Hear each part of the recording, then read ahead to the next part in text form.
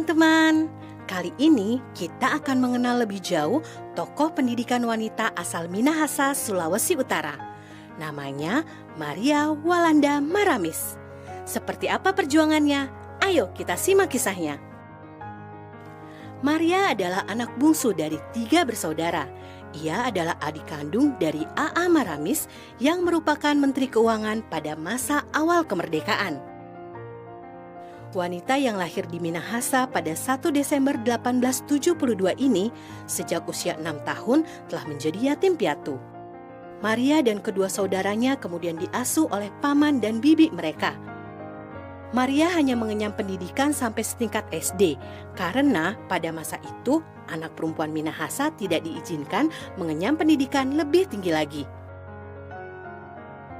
Namun Maria tidak pernah berhenti belajar dari orang-orang terpelajar di sekitarnya. Semangatnya untuk memajukan nasib kaum wanita terus tumbuh meskipun harus mendobrak tradisi. Menurut Maria, seorang ibu adalah inti dari sebuah rumah tangga yang juga menjadi inti masyarakat. Karena itu, seorang anak perempuan harus mendapatkan pendidikan yang lebih tinggi sama seperti laki-laki. Setelah menikah, Maria kemudian pindah ke Manado. Di kota inilah pada tahun 1917, Maria bersama beberapa temannya mendirikan organisasi percintaan ibu kepada anak temurunnya yang disingkat PIKAT. Awalnya organisasi ini adalah wadah perempuan Minahasa untuk mengatasi permasalahan sehari-hari. PIKAT kemudian berkembang pesat dan memiliki banyak cabang hingga ke Kalimantan dan Jawa.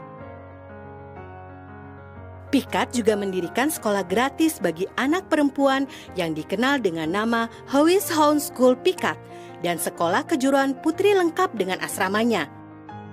Perjuangan Maria bahkan tidak hanya dalam bidang pendidikan. Ia adalah tokoh yang giat memperjuangkan agar wanita turut andil dalam dunia perpolitikan di Minahasa. Jasa dan peranan Maria hingga kini terus dikenang. Sebagai apresiasi, pada tahun 1969, pemerintah menganugerahkan gelar pahlawan nasional kepada Maria. Perjuangan Maria Walanda Maramis penting untuk kita teladani ya teman-teman.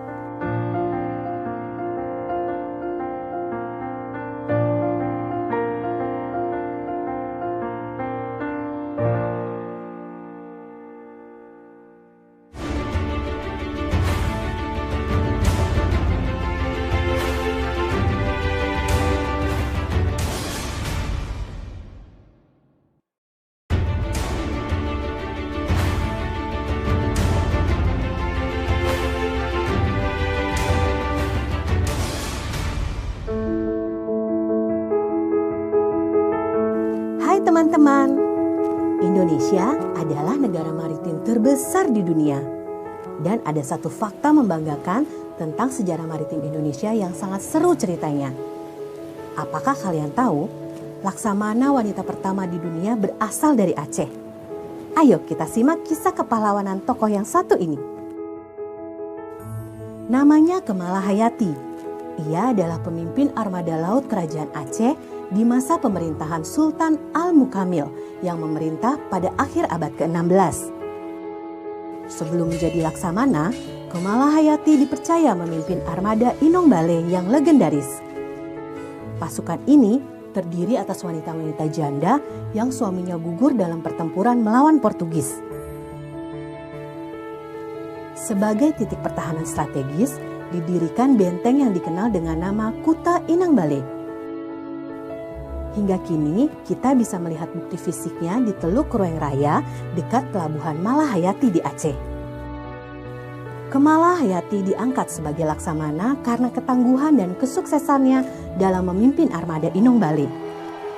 Sebagai seorang Laksamana, Kemala Hayati bertugas memimpin armada laut, mengawasi pelabuhan dan mengawal diplomasi kerajaan Aceh dengan bangsa Eropa. Seorang nahkoda kapal Belanda mencatat, di bawah pimpinan Kemala Hayati, kekuatan armada laut kerajaan Aceh mencapai 100 kapal perang. Kapal-kapal itu bisa dinaiki 400 sampai 500 penumpang. Luar biasa bukan? saat Belanda datang ke Aceh pada tahun 1599 di bawah Cornelis de Houtman dan hendak memonopoli perdagangan, Kemala Hayati tampil memimpin pasukan dan bertempur dengan berani. Kemala Hayati bersama pasukannya berhasil meluluh lantakkan pasukan Belanda dan membunuh Cornelis de Houtman. Itulah salah satu kisah perjuangan Kemala Hayati.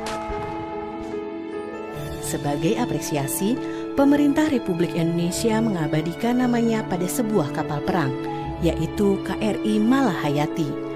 Dan pada tahun 2017, pemerintah resmi mengangkat Kemala Hayati sebagai pahlawan nasional.